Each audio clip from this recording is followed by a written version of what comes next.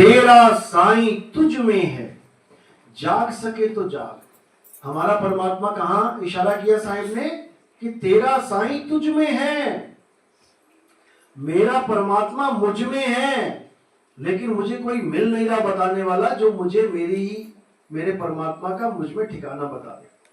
अरे परमात्मा छोड़ो, मुझे ये नहीं कोई मिल रहा जो मुझे मेरा ठिकाना बता दे। यानी मुझे भी ये काया करके बताया जा रहा है। इसी दोहे का अर्थ क्या बता देते हैं लोग कि तेरा साईं तुझ में है, यानी तेरी काया में है।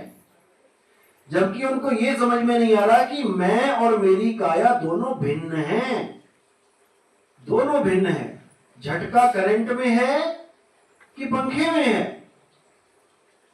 झटका जो बिजली मारती है वो किस में है? करंट में है कि पंखे में है? करंट में है। लेकिन कोई कहने लगे कि पंखे में झटका लगेगा, तो नहीं लगेगा जब तक तार नहीं जुड़ी है, जब तक नहीं लगेगा। कभी कभी पंखे में भी करंट आ जाता है तार के कारण, बिजली चली जाए, पंखे में कोई करंट नहीं है। तो इसी प्रकार जो हमारा शरीर चेतन दिखाई दे रहा है, हिल रहा है, खा रहा है, पी रहा है, केवल उस करंट की वजह से। इसीलिए खा रहा है, पी रहा है, चल रहा है। अगर वो करंट ना हो, अगर आत्मा इसका साथ छोड़ दे, तो ये पत्ते की तरह गिर पड़ेगा। इसकी कोई औकात नहीं है कि ये चल पड़े, खाए, पिए, कुछ नहीं कर सकता। तो हम उस परमात्मा को अपनी आत्मा की जगह कहां ढूंढने में लगे हैं? पत्थरों में। मंदिरों में जो पत्थर लगे हुए हैं, हम उसको भगवान मान बैठे हैं। उसको तिलक करेंगे, नहलाएंगे, धुलाएंगे, माला पहनाएंगे, भोग लगाएंगे, मुंह पे लगा देंगे लड्डू, वो शाम तक लड्डू वहीं चिपका रहेगा। बताओ, क्या भगवान ऐसे थे कि उनके मुंह पे लड्डू कोई लगाते तो वो खा ही नहीं पाते थे? हमने इनको भगवान मान लिया, पत्थरों को, जिसको एक आदमी बनाता है। खुद से नहीं बनता भगवान, बन के दिखाए। कोई भी मूर्ति खुद बन के दिखाए नहीं बन सकती। बनाने वाला कौन? इंसान। और खरीदने वाला कौन? इंसान। मंदिर में लाके स्थापित करने वाला कौन? इंसान। उसके बाद पूजा पाठ करने वाला कौन? इंसान। मूर्ति टूट गई, खंडित हो गई, तो उठा के नदी में विसर्जन करने वाला कौन? इंसान। यानी सारा कुछ इंसान कर रहा है। और बना भगवान किसे दिया? एक बेजान मूर्ति को, जो खुद ना खा सके, ना पी सके, ना बोल सके, ना चल सके। आशीर्वाद भी लोगे तो हाथ ऐसे ही रहेगा, ऐसे नहीं हो सकता कि सिर पे हाथ ही धर दे। तो उसको हम भगवान मान बैठे हैं। लेकिन ये शुरुआती तौर पे समझ में आ सकती है बात की, चलो ठीक है, शुरुआत के लिए, यानी बच्चे को आम तक पहुंचाने के लिए, आम के बाग तक पहुंचाने के लिए किताबों वाला आम पढ़ाना पड़ता है। बच्चा स्कूल जाता है तो सबसे पहला क्या बोलता है? आ से अनार, आ से आम। अब वहां पे फोटो भी लिखी हुई है, बनी हुई है। आ से अनार भी बना है, आ से आम भी बना है, ई से इमली भी बनी है। लेकिन उस आम को खाओगे, कागज फाड़ के खा के देख लेना, स्वाद आएगा क्या? इमली बनी है तो खाओगे तो क्या मुंह चटकारा लगाओगे? नहीं लगाओगे। वो केवल एक निशानी है, संकेत है, एक डेमो दे रखा है कि ऐसी है इमली, ऐसा है आम। लेकिन वो आम और इमली लगे कहां पर है? वो घर से बाहर, स्कूल से बाहर किसी बाग में लगे हुए। यानी वहां तक पहुंचाने के लिए शुरुआत यहां से करवाई जा रही है। उसको पता ही नहीं होगा इमली नाम की कोई चीज है, तो कहां जाएगा ढूंढने उसको?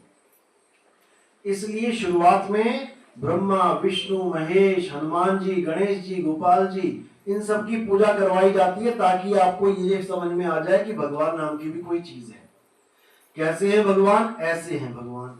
कैसे थे भगवान? ऐसे थे भगवान। यानी शुरू में कृष्ण जी से प्रेम, राम जी से प्रेम, हनुमान जी से प्रेम करने के लिए मूर्तियां बनाई जाती हैं, पूजवाई जाती हैं। लेकिन जब आप बड़े हो जाते हो तब आप वो किताब नहीं पढ़ते, आ से अनार और आ से आम, ई से इमली, नहीं पढ़ते। क्यों? अब वो पूरा ज्ञान आज समझ में आ चुका है कि वो अनार कहाँ है, वो इमली कहाँ है, वो आम कहाँ है। अब किताब थोड़ी नहीं पढ़ेंगे, अब सीधे बाग में जाएंगे। इसी प्रकार जब हमें समझ में आ जाता है कि ऐसे थे कृष्ण जी, ऐसे ऐसे लीला करी उन्होंने, तो उनकी लीला में एक ग्रंथ भी आ जाता है जिसको कहते हैं गीता। वो गीता ग्रंथ जब हम पढ़ते हैं, क्यों पढ़ेंगे? क्योंकि हमें कृष्ण जी से प्रेम हो गया है, गोपाल की पूजा करते करते हमें प्यार हो गया। अब उनकी वाणी भी पढ़ेंगे बड़े प्रेम से कि क्या बता रहे हैं। तब वहां क्या लिखा होगा कि हे अर्जुन, तू और मैं शरीर नहीं है, हम और तुम शरीर नहीं है, ना ही हम इस शरीर के अंग हैं। ये आंख, कान, नाक, मुंह, गाल, बाल, खाल, ये सब हम नहीं है, ये तो अंग हैं काया के। हम क्या हैं? हे अर्जुन, हम अजन्मे आत्मा हैं। हमारा कभी जन्म होता ही नहीं, हमारी कभी मृत्यु होती ही नहीं।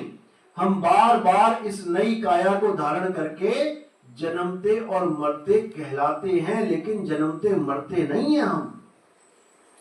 यानी हम बार बार शरीर धारण कर रहे हैं, शरीर का जन्म हो रहा है, शरीर की मृत्यु, शरीर का जन्म, शरीर की मृत्यु, लेकिन जो इसको धारण कर रहा है उसकी ना तो कभी मृत्यु होती है, ना ही उसका कभी जन्म होता है।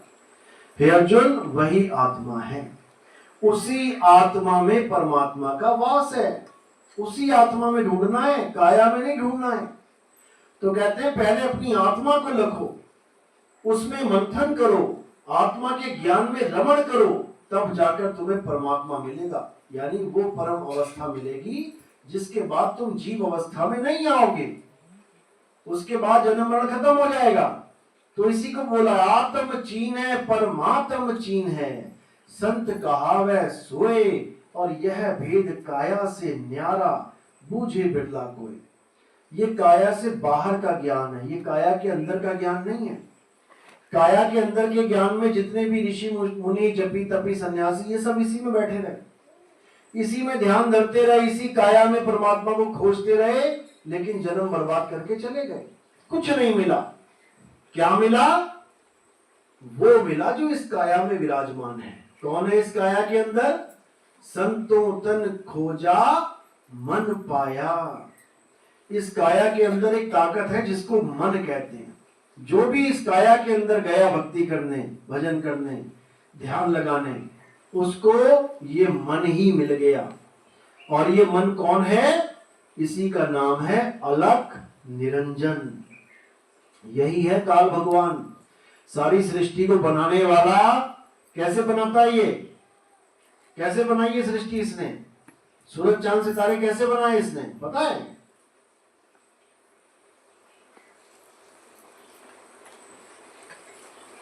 दृष्टि भ्रम से। दृष्टि भ्रम, ये तुम्हें दिख रहे हैं, है नहीं यहाँ पे। ये सूरज तुम्हें दिखाई दे रहा है रोज, लेकिन है नहीं यहाँ पे। इसी को कहते हैं जड़ माया। इसी को कहा गया है कि ये संसार एक सपना है।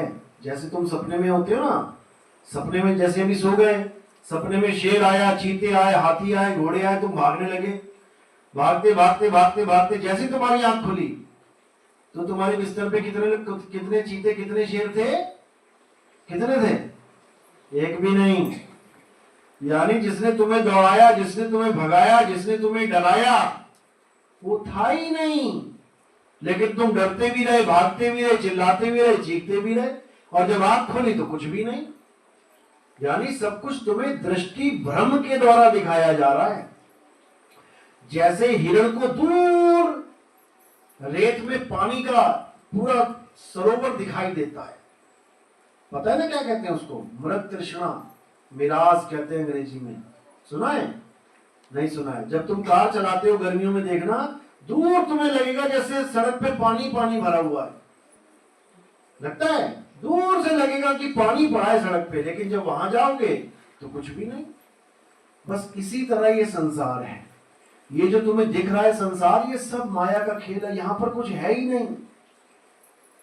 जैसे ही तुम यहां से निकलोगे ये सब खत्म, तुम्हारे लिए, बाकियों के लिए नहीं, क्योंकि बाकी अभी इसी लोक में बैठे हुए हैं, यहां पे उनका दृष्टि भ्रम है।